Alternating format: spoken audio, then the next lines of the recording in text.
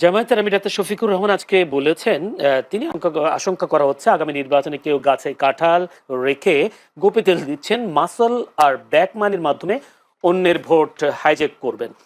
আমার প্রশ্ন হচ্ছে, তিনি এই আশঙ্কা কেন করছেন যে জুলাই অভ্যুত্থানের পরও কি মানুষ মাসল আর মানি ব্যাক মানির মাধ্যমে কি ভোট গ্রহণ করতে পারবেন, বা ভোট হ্যাঁ, চুরি করার সুযোগ কি থাকবে গণঅভ্যুত্থানের পর? নিঃসন্দেহে পারবেন। কারণ হচ্ছে যে আওয়ামী লীগ চলে গেছে মানে কি চাঁদাবাজি বন্ধ হয়েছে? আওয়ামী লীগ চলে গেছে মানে কি সন্ত্রাস বন্ধ হয়ে গেছে? আমার এলাকার কথা বলি। আমার এলাকাতে বালুর, তারপরে ইটের ভাটার ব্যবসা করে এমন ব্যবসায়ীরা আমাকে বলেছে, ওই যে আপনার ট্রলারে ফিট বালু সমত হিসাব করে, ট্রলারে যখন বালু আসে ওখানে আগে দিতে হইতো আপনার 12 টাকা 14 টাকা, এখন দিতে হয় 18 টাকা 19 টাকা প্রতি যে মেজারমেন্ট আছে বালুর ট্রলারে। আদারওয়াইজ এই হ্যাঁ স্কোয়ার ফিট, হ্যাঁ। তো ওইটার হিসাবটা বদলে আমার এলাকায় মাহেন্দ্র চালায় টেম্পুর মতো যে যানবাহনগুলো আছে, আগে আওয়ামী লীগের সময় তার সারা মাসে তাকে চাঁদা দিতে হইলো আপনার 1400 টাকা 1300 টাকা এরকম। এখন তাকে দিতে হয় 1800 টাকা 1900 টাকা 2100 টাকার মতো। চাঁদা যারা উঠায় বিভিন্ন রাজনৈতিক দলের নেতারা, পদস্থ নেতারা, টাকাটা উঠায় বহিষ্কৃত পোলাপানকে দিয়া। টেকনিকটা দেখেন, আমি পদে আছি, চাঁদার নিয়ন্ত্রণটা আমার, যেহেতু পদ হারানোর একটা ভয় আছে, চাঁদাটা করাই এমন কিছু পোলাপানকে দিয়ে যারা কোনো পদ নাই এবং যারা বহিষ্কৃত অলরেডি, তাদেরকে দিয়ে চাঁদার টাকাটা উঠায়। তাদেরকে জিজ্ঞেস করছি চাঁদা বেশি নেন কেন? আর চাঁদা উঠানোর গ্রামারে দেখলাম সবাই আগের যারা চাঁদা তুলতো ছাত্রলীগের যুবলীগের তাদেরকে দিয়েই টাকাটা উঠায়। এটার একটা বড় কারণ হচ্ছে গত 16-17 বছরে তো যারা চাঁদা তুলছে সে জানে যে কে কে চাঁদা দেয়, কত করে চাঁদা দেয়, কিভাবে ভয় দেখাইলে চাঁদাটা দেওয়া কন্টিনিউ করবে, কোত্থেকে চাঁদাটা আসে। অতএব এই জনগোষ্ঠীকে যদি আপনি সাডেনলি মানে এক্সচেঞ্জ করে নতুন কর্মচারী দেন, ও তো আসলে চাঁদাটা তুলতে পারবে না।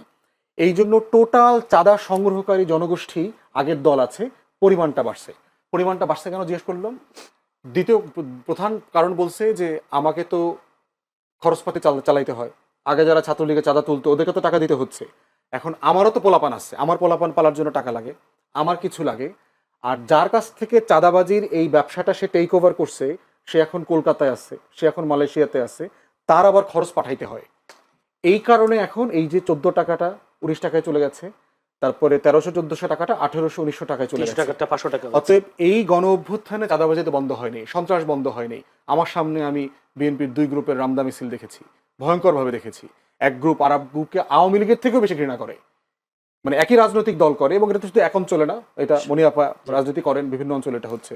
অতএব এই রাজনৈতিক সংস্কৃতি বদলানোর যে জায়গাটা আমরা আশা করেছিলাম, সেটা বিভিন্ন রাজনৈতিক দলের ক্যান্ডিডেট সিলেকশন, তারপরে হচ্ছে এলাকায় স্থানীয় প্রচার, চাঁদাবাজি, তারপর সন্ত্রাস, অস্ত্র, এই প্রত্যেকটা জিনিস বিবেচনা করে নির্বাচনের এই আশঙ্কাটা কোনোভাবে ফেলে দেওয়ার মতো না। তো বলছেন যে প্রধান নির্বাচন কমিশনার বলছেন যে মসৃণ নয়, তারপরও তিনি এগিয়ে যাচ্ছেন। দেখা যাক সেই মসৃণ না হওয়া পথ থেকে তিনি কতটা এগিয়ে নিয়ে যেতে পারেন। আমি একটু নীলোফার চৌধুরী মনির কাছে যেতে চাই। নীলোফার চৌধুরী মনি, আমি জয়ের একটা শেখ হাসিনা পুত্র সজীব ওয়াজেদ জয়ের একটা বক্তব্য আপনাকে কোট করতে চাই। তার দল আওয়ামী লীগের উপর থেকে নিষেধাজ্ঞা প্রত্যাহার করা না হলে সমর্থকরা ফেব্রুয়ারির জাতীয় নির্বাচন প্রতিহত করবে, এবং তিনি হুঁশিয়ারি দিয়ে বলেন প্রতিবাদ সহিংস রূপ নিতে পারে। রয়টার্সকে দেয়া এক মন্তব্য, তিনি এই মন্তব্য করেন, দেয়া মন্তব্যে তিনি বক্তব্যটা দেন।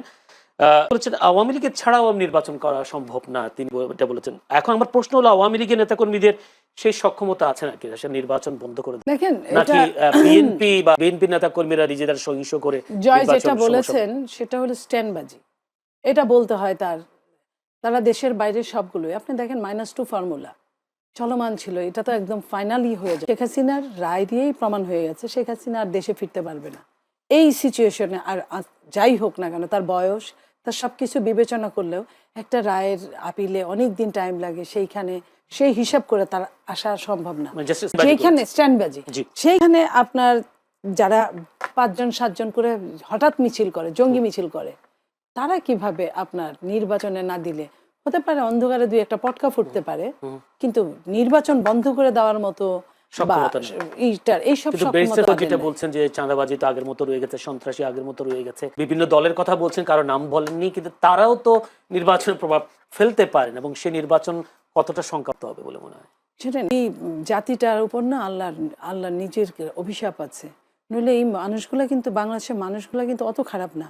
আপনি সিস্টেমে চলতে গেলে সবাই কিন্তু ভালোই থাকতো, সবাই কি নেতারা কি চোরেরা, চোরেরা যে চুরি করে, আগে চোর চুরি ছাড়াই 10% লাভ হতো, বা 10% লাভ ইসলামও বলে, রাষ্ট্রও বলে। সেইখানে এখন চুরি চুরি দিতে দিতে ভাগ দিতে দিতেও 10% থাকে না, কিন্তু সবই কিন্তু বাইরে চলে যায়, এত বেশি হাত বেড়ে গেছে। তারা কোনো কাজ করে না, তারা এইসবের উপরই ডিপেন্ড করে। মানে তো চাঁদাবাজির এইসবের কথা বলছেন? হ্যাঁ, চাষটা তো এটা প্রাতিষ্ঠানিক চাঁদাবাজ, চাঁদাবাজের টাকা শুধু চাঁদাবাজের কাছে থাকে না, মানে এই চাঁদা অনেকখানি আওয়ামী চলে লীগের যায়। যারা বাইরে আছে তাদের কাছে যাচ্ছে নাকি? আওয়ামী লীগও পায় অনেক ক্ষেত্রে, আওয়ামী লীগও পাচ্ছে। আওয়ামী লীগ যে কাজগুলো রেখে গিয়েছে, হাজার হাজার কোটি টাকার কাজ, সেই কাজগুলো এখন কে করে? কেউ না কেউ করছে। করার পরে তাদের কাজে তাদের টাকা না দিলে তারা তো তাদের সিগনেচার দেওয়া লোক সিগনেচার দিবে না। তাদের তো একটা কাজ করেছে, সিগনেচার হচ্ছে। তাহলে এই খবরগুলো নিচ্ছে না কেন? যে বা যারা, রাষ্ট্র যখন নিজে অপরাধ করে তখন অন্যের খবর নিতে পারে না। আপনি বলেন যে এই সরকার নির্দলীয় সরকার, এই সরকার অনির্বাচিত সরকার, এই সরকার যখন পারে নাই, অন্য সরকাররা দলীয় সরকার হিসেবে অন্যকে একদম সম্পূর্ণ বাদ দেওয়া তাদের জন্য কতটা সম্ভব হবে আমি জানি না। এই সরকারের সময় কি এই খবরগুলো নিয়েছে যে 64টা জেলায় আওয়ামী লীগ যে কাজগুলো মাঝপথে রেখে গেছিল সেই কাজগুলো কি চলছে, কিভাবে চলছে, চড়া কাজগুলো করছে, তাহলেই তো বের হয়ে যায়। তো আমার চাঁদাবাজকে আঙ্গুল দিয়ে বলতে হয় না যে তুই চাঁদাবাজ, তাহলে আপনার সরকারি ভাবেই এটা চলে আসে। তাহলে এই জায়গাগুলো কেন করছে না তারা? প্রত্যেকের লাভটাই হিসাব করছে। বর্তমানে পিছনে কি পাবো সেটা নিয়ে মাথা ব্যথা নাই, বর্তমানে কি পাবো। আপনি কি মনে করেছেন বাংলাদেশ থেকে টাকা পাচার বন্ধ হয়েছে? হয় নাই। আমাদের মতো যারা আছে, যারা এই যে আপনাদের ওইখানে কথা বলে, আমাদের কথা বলা হয় যে আমরা 2000 টাকার টকশো করি, যেহেতু আমরা করি না এগুলো, আমরা ঘৃণা করি। এটাকে ঘৃণা হিসেবে দেখা হয় না, এটাকে দেখা হয় পুলিশ হিসেবে। এক ধরনের পুলিশ। আমরা কিছু বললে যে ওটা যতটা কার্যকরী না হবে, একটা চাঁদাবাজ একদম তৃণমূল পর্যায়ের চাঁদাবাজ, তার চাঁদা তোলার জন্য কিন্তু 10টা ছেলে লাগে, হুন্ডা গুন্ডা লাগে। তার কাছে কিন্তু হুন্ডা গুন্ডা আছে। একজন বড় নেতা, স্বচ্ছ বড় নেতার কাছে কিন্তু হুন্ডা গুন্ডা নাই। তাহলে কি আপনার গুন্ডা নাই বলে কি আপনাকে দেওয়া হয়নি? একটা কথাই আসছেন, অবশ্যই এগুলো তো অবশ্যই বিবেচ্য বিষয়, এটা তো বলার অপেক্ষা রাখে না। আপনি যতবারই বলবেন উত্তর তো একটাই হবে, আমাকে দেওয়া হয় নাই। দেওয়া হয় নাই এগুলো কেন? এগুলো আপনি সুন্দর করে বিছিয়ে, যে কোনো মানুষ, যে কোনো সচেতন মানুষ, আমি আবারও বলছি, এটা আমার ব্যর্থতা না, এটা এই জাতির ব্যর্থতা, এই রাষ্ট্রের ব্যর্থতা, এই দলগুলোর ব্যর্থতা।